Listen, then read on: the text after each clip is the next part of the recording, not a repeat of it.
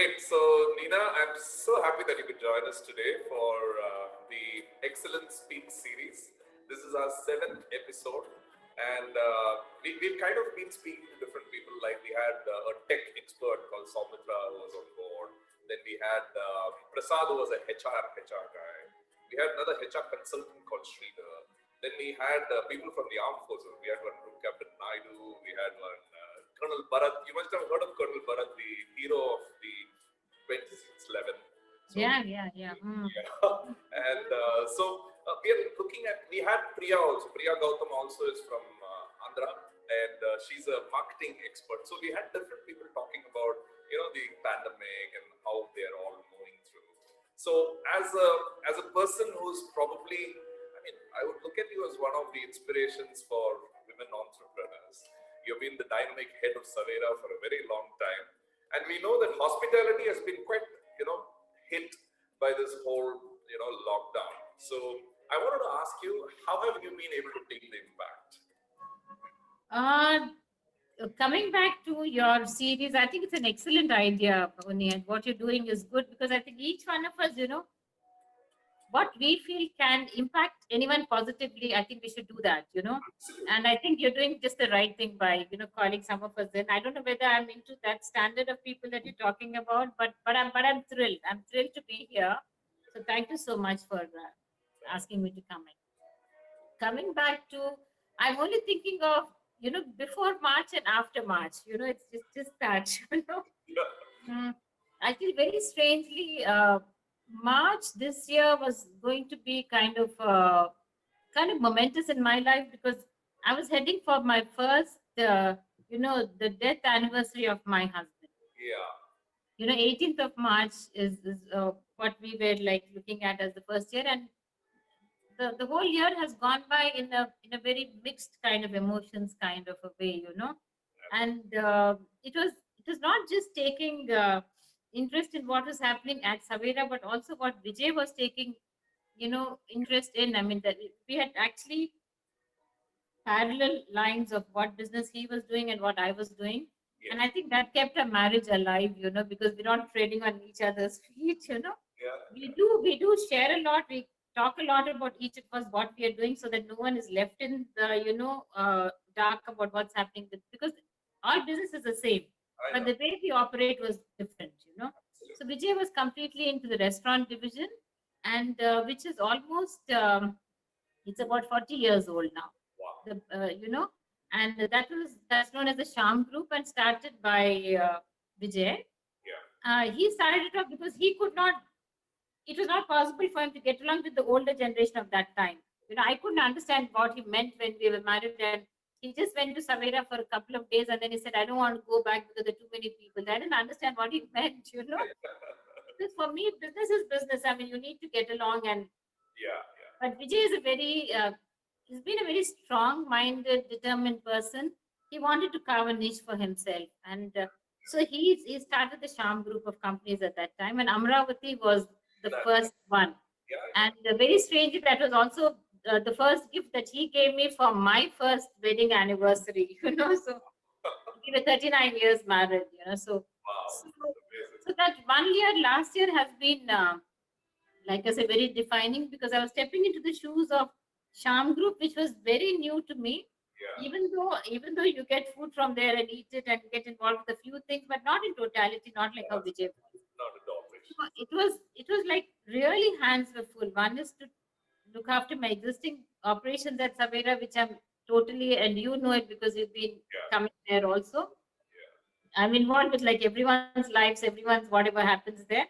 And this was another new one that we had to take on, and it was not as if we were looking forward to it because our plate was full, but we had to take it on. So a lot of changes started happening from actually almost like the first month onwards after Vijay passed on. So that became the big challenge more than Savera, because Savera we just gave up. We just said, okay, everything is shut down, forget about it. And it is not just us, it is like the whole world. I mean, it's like when there's a war, that everyone is involved. So let's look at it like a third world war. And I was talking to my father and that generation about how the Second World War was and what they felt, because I felt it is It's a That is how similar. I'm relating to it, Absolutely. you know. It's like a war scenario. Absolutely. Yeah. Yeah. So what does one do? So one just has to chill. You just have to stay back, sit back, sustain what you have. I mean, the first thought that came to my mind was the word sustain. Sustain. You know, sustain, survive. So these two things. And I knew once the pandemic is over, you know, if you have the sustaining power to keep it going, then Yeah. I'm going to be king again tomorrow. You know what I'm saying in the business? Absolutely. There's So only a going. you would have, Yeah. yeah, you would have learned so much during this time that you're good to go, you know. Yeah. And my husband's brother Ravi and myself, we have been in operations at Savera for a long time. So we've been working together for many years, almost like 25 years now. Yeah. So Ravi and I have a perfect understanding, like, you know, like he moves back when I have to take a decision. When he has to take a decision, I move in. I'm just saying things like that. So taking care of Sham Group, which fell into both our laps, was another challenge which both of us, you know, started looking very deeply into. Yeah. Because when Vijay was around, we did not get into it because Vijay, we call him the lion, okay? So Yeah. we didn't want to spoil any of his mind and by interfering with anything. You wouldn't have liked it. No, I completely understand. I mean, the fact is that, when something comes into it, the fact that, I mean, I'm sure you will do a great job, there's no doubt there.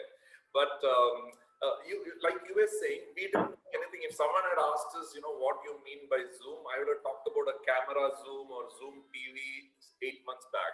But now we have grown to, become PhDs on Zoom, So we have Exactly. shifted our entire training focus to an online model.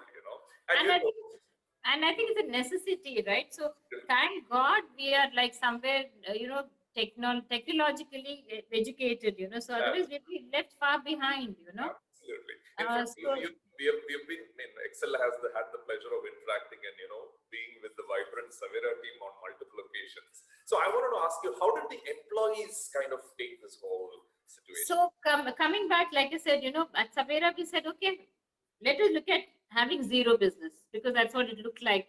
You know, March second week was it? Yeah, second week. By then, things were like, you know, people had started going off to the Ur. I think they were hearing things, and flights were getting cancelled. Business was getting cancelled.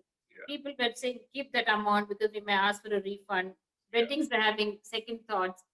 Savera has always been the place for weddings, Uni. Correct. And you know, every time you enter Savera, like you know, you'll at least find a minimum of 500 to 600 people around, whether it's the restaurants or whether it is the banquets. It is vibrant, you know. Yeah. So then I slowly started seeing the, you know, coming down of the numbers, and then finally there's only employees and us left. Yeah. You know, at one point in the second week of March, and then the rooms came down to, I mean, we have about 232 rooms. It Yeah. came down to 10 rooms because these 10 people who were in the rooms could not travel. Yeah. You know, so imagine a huge property like that, just 10 rooms going. But we said, no, let us serve them because I think they trust us, and then we'll go ahead. And the people who were in the quarters, there are about 100 and odd people, which was just down the road. Yeah. See, these things, no one tells you what to do. You need to be creative in your thinking, and you just need to think of different ways on how to do the same business. You know. Improvise. Yeah. Yeah. So the first thought that came in, I said, okay, let's move those guys in because for me, the first thing is safety of the employee because he has to be safe, otherwise he's going to pass on. We don't know what the disease is all about, right? Yeah. We don't want it to spread, or you know, we didn't want to be the people to spread it.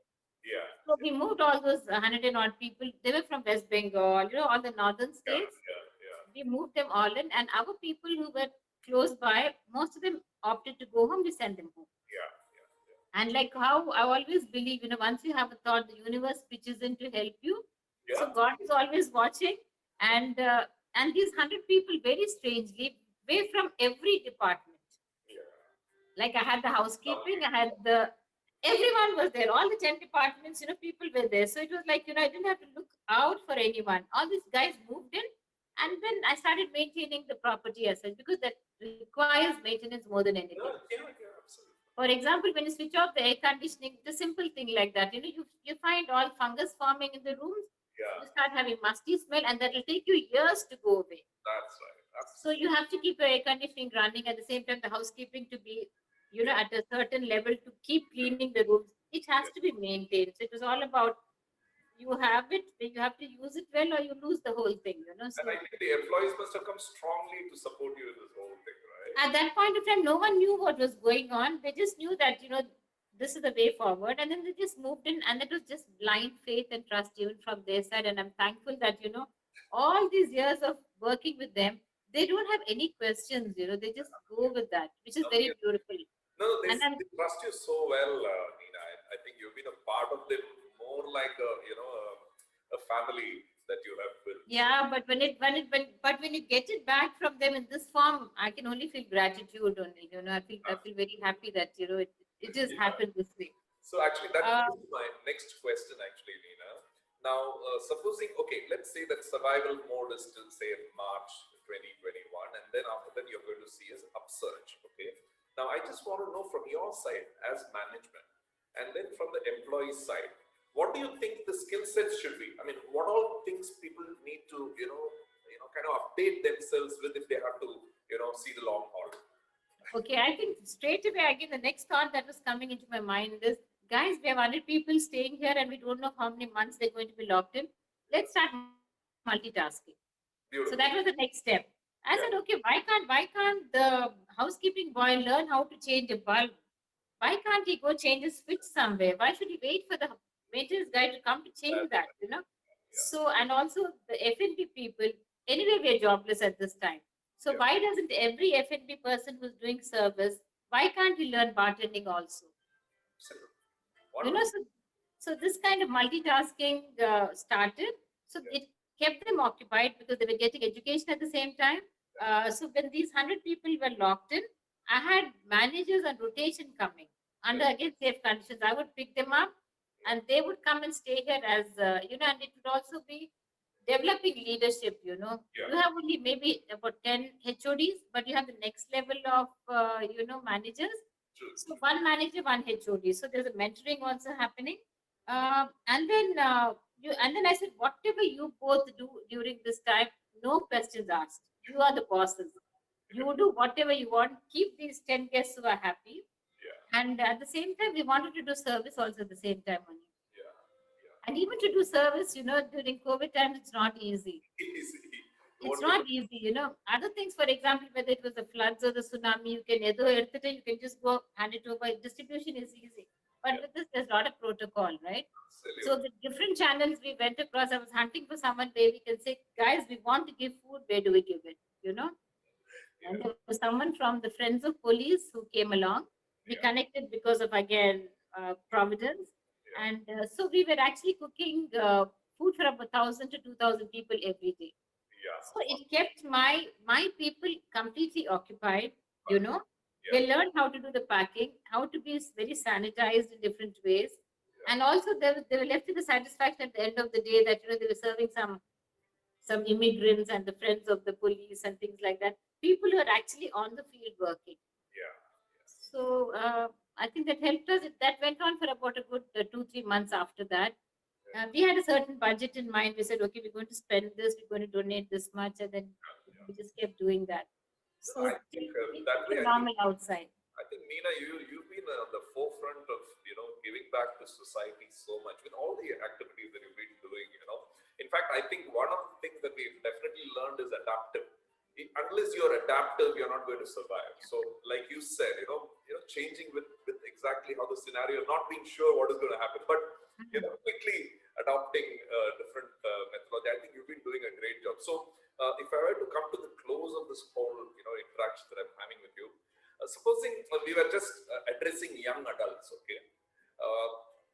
What do you think your message should be for them to understand this whole scenario, be adaptive, take up the challenges, move to the next level?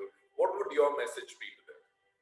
I think it's being very flexible in the way you're thinking. I think is very important, because nothing really lasts forever. I mean, good or bad, nothing lasts forever. The same thing with anything, with relationships, or whether it is with business that you're doing.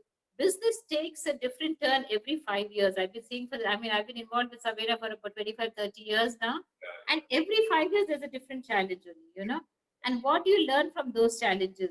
and how do you adapt yourself so that you don't make the same mistakes like Trump's mistake, okay? Whether whether do we make the same mistake, or what have we learned from it so we never address it? We've had different kind of challenges, especially the crisis that Savera has been, especially when we had the accident on the swimming pool and things like that. Yeah. These have been different challenges we've gone through and we've internalized quite a lot. It's very important to be a good leader, in the sense a good leader doesn't mean you have to be a good boss. You have to be with the team. It's only then that you're able to empathize and you're able to understand what the team wants, and then you can blend yourself with that. So it's not operating from there, but it's operating from everywhere. That's the beauty of the whole thing. I know, It's very lonely at the top, Unik, very lonely. I know. And most of them, I feel, they don't figure out this whole thing about leadership. Great leaders are great followers, actually. So they need to be down there, moving with the whole crowd, bringing them, motivating, Yeah. speaking to them. I think that way, I think you've been doing a great job. And also too, because most of the problems come from people who are interacting with the customers. Solutions also come from there. You understand how to interact. So it's good to be open with your ideas. When I say flexible, be open, listen to everyone, and listen like properly. Don't listen because you just have to hear them out. Listen because they are willing to contribute. And when once ideas come in, act on it so that they also feel good that it's a reasonable idea and that you want to act on it, so they feel their sense of involvement, and then the sense of ownership comes in. Today we are in a good space at Savera. We may not be raking in the money like how we were doing earlier, but doesn't matter, we are here to stay. And we've also decided that when the going is good, you have bought a few things, you've kept something as like a property or something, so that is going to be disposed of, and that's going to be used here to sustain what we have, because we have hope in what we are doing. I think we are very good. I want to say that there's nothing to lose heart on. We just have to be focused. We just need to know that, but at the same time, any point of time, just do the right thing only. Absolutely. However difficult, it is, don't give in to anything that is easy and the easy way out, because sorting that thing will take the longest of time. So no, actually, I also believe in that maxim, no, of being fair but firm. I think that's a very, very important thing if we have to take the whole thing forward. So, thank you so much, Neha, for joining us. I mean, it's been great. I know I kind of, you had a latest night, but I had to kind of get you up early too. No problem. I loved interacting with you. And good job, Muni. Please carry on and keep inspiring everyone around. And very soon you're going to come back to Savera to train the rest of us. Yes, Okay? absolutely. I'm looking forward to that. Absolutely. Thank you, Muni. Thank you so much. Bye-bye.